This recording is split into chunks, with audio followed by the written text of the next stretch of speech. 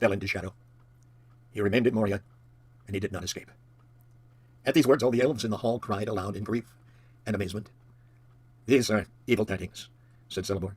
"The most evil that have been spoken here in long years, full of grievous deeds." He turned to Haldor. "Why has nothing of this been told to me before?" he asked in the elven tongue. "We have not spoken to Haldor of our deeds or our purpose," said Legolas. "At first we were weary and danger was too close behind, and afterwards we almost forgot our grief for a time, as we walked in gladness on the fair paths of Lorien. Yet our grief is great, and our loss cannot be mended. Gandalf was our guide, and he led us through Moria, and when our escape seemed beyond hope, he saved us, and he fell." "Tell us now the full tale," said Celeborn. Then Aragorn recounted all that had happened upon the pass of Caradhras, and in the days that followed, and he spoke of Balin and his book, and the fight in the chamber of Mazarbul, and the fire and the narrow bridge, and the coming of the terror. "An evil of the ancient world, it seemed, such as I've never seen before," said Aragorn. "It was both a shadow and a flame, strong and terrible."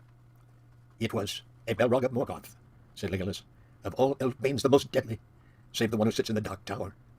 "Indeed, indeed, I saw upon that bridge that which haunts our deepest dreams. I saw Durin's bane," said Gimli in a low voice, and dread was in his eyes. "Alas," said Celeborn, "we long have feared that under Caradhras a terror slept. But had I known that the dwarves had stirred up this evil in Moria again, I would have forbidden you to pass the northern borders, you and all that went with you. And if it were possible, one would say that at the last Gandalf fell from wisdom into folly, going needlessly into the net of Moria. He would be rash indeed, they said, that thing. Needless were none of the deeds of Gandalf in life.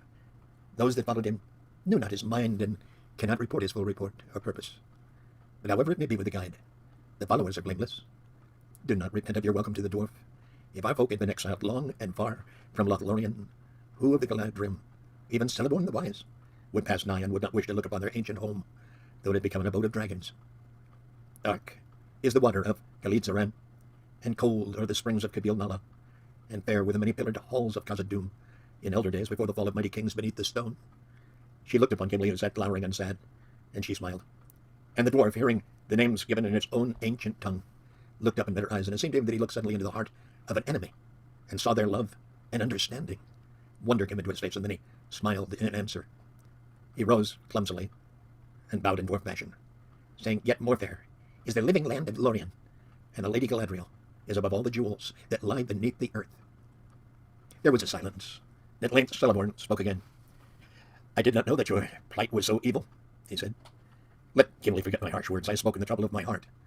I will do what I can to aid you, each according to his wish and need, but especially that one of the little folk who bears the burden. Your quest is known to us," said Galadriel, looking at Frodo, "but we will not here speak of it more openly. Yet not in vain will it prove, maybe, that you came to this land seeking aid, as Gandalf himself plainly purposed. For the Lord of the Galadrim is accounted the wisest of the elves of Middle-earth, and a giver of gifts beyond the power of kings. He has dwelt in the west since the days of dawn, and I have dwelt with him years uncounted. For ere the fall of Nargothrond, or Gondolin, I passed over the mountains, and together, through ages of the world, we have fought the long defeat.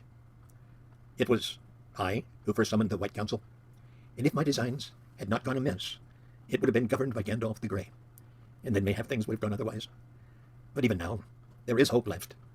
I will not give you counsel, saying do this or do that, for not in doing or contriving, nor in choosing between this course and another, can I avail, but only in knowing what was, and is, and in part, also what shall be.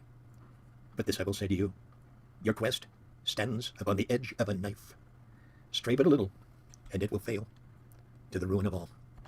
Yet hope remains while all the company is true." And with that word she held them with her eyes, and in silence looked searchingly at each of them in turn. None save Legolas and Aragorn could long endure her glance. Sam quickly blushed and hung his head. At length the Lady Galadriel released them from her eyes, and she smiled. "Do not let your hearts be troubled," she said. "Tonight you shall sleep in peace." Then they sighed and felt suddenly weary, as those who have been questioned long and deeply, though no words has been spoken openly. "Go now," said Celeborn. "You are one with sorrow and much toil. Even if your quest did not concern us closely, you should have refuge in this city until you were healed and refreshed. Now you shall rest, and we will not speak of your further road for a while." That night the company slept upon the ground, much to the satisfaction of the hobbits. The elves spread for them a pavilion among the trees near the fountain, and in it they laid soft couches. And then, speaking words of peace with their elvish voices, they left them. For a little while the travelers talked of their night before in the tree-tops, and of their day's journey, and of the Lord and Lady, for they had not yet the heart to look further back. "What did you blush for, Sam?" said Pippin. "You soon broke down. Anyone would have thought you had a guilty conscience. I hope it was nothing worse than a wicked plot to steal one of my blankets." "Well, I never thought no such thing," answered Sam, in no mood for a jest. "If you want to know, I felt as if I hadn't got nothing on and I didn't like it. She seemed to be looking inside me and asking me what I would do if she gave me the chance of flying back home to the Shire to a nice little hole with a bit of garden not my own." "It's funny," said Mary. "Almost exactly what I felt myself. Only, well, I don't think I'll say any more," he ended lamely. All of them, it seemed, had fared alike. Each had felt that he was offered a choice between a shadow full of fear that lay ahead and something that he greatly desired. Clear before his mind it lay, and to get it he had only to turn aside from the road and leave the quest and the war against Sauron to others. "And it seemed to me, too," said Gimli, "that my choice would remain secret and known only to myself." "To me, it seemed exceedingly strange," said Boromir. "Now, maybe it was only a test, and she thought to read our thoughts for her own good purpose. But almost I should have said that she was tempting us, and offering what she pretended to have the power to give. It need not be said that I refused to listen. The men of Minas Tirith are true to their word." But what he thought that the lady had offered him, Boromir did not tell. And as for Frodo, he would not speak, though Boromir pressed him with questions. "She held you long in her gaze, Ring-bearer," he said. "Yes," said Frodo. "But whatever came into my mind then, I will keep it there." "Well, have a care," said Boromir. "I do not feel too sure of this elfish lady and her purposes." "Speak no evil of the Lady Galadriel," said Aragorn sternly. You know not what you say. There is in her and in this land no evil, unless a man bring it hither himself. Then let him beware. But tonight I shall sleep without fear for the first time since I left Rivendell. And may I sleep deep, and forget for a while my grief. I am weary in body and in heart." And he cast himself down upon his couch, and fell at once into a long sleep. The others soon did the same, and no sound or dream disturbed their slumber. And when they woke, they found that the light of day was broad upon the lawn, before the pavilion, and the fountain rose and fell, glittering in the sun. They remained some days in Lothlorien, so far as they could tell or remember. All the while that they dwelt there, the sun shone clear, save for a gentle rain that fell at times, and passed away, leaving all things fresh and clean.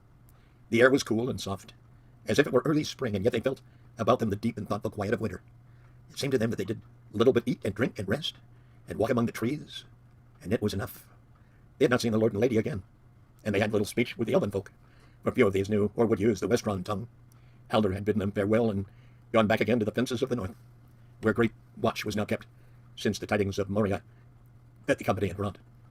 Legolas was away much among the Galadrim, and after the first night he didn't sleep with the other companions, though he returned to eat and talk with them. Often he took Gimli with him when he went abroad in the land, and the others wondered at this change. Now as the companions sat or walked together, they spoke of Gandalf, and all that each had known and seen of him came clear before their minds. As they were healed of hurt and weariness of body, the grief of their loss grew more keen. Often they heard nearby elvish voices singing, and knew that they were making songs of lamentation for his fall, for they caught his name among the sweet, sad words that they could not understand. "Mithrander, Mithrander," sang the elves, "O pilgrim grey," for so they loved to call him. But if Legolas was with the company, he would not interpret the songs for them, saying that he had not the skill, and that for him the grief was still too near, a matter for tears and not yet for song. It was Frodo who first put something of his sorrow into holding words. He was seldom moved to make song or rhyme. Even in Rivendell he had listened and not sung himself, though his memory was stored with many things that others had made before him. But now as he sat beside the fountain in Lorien, and heard about him the voices of the elves, his thought took shape in a song that seemed fair to him. When he tried to repeat it to Sam, only snatches remained, faded as a handful of withered leaves. When evening in the Shire was grey, his footsteps on the hill were heard.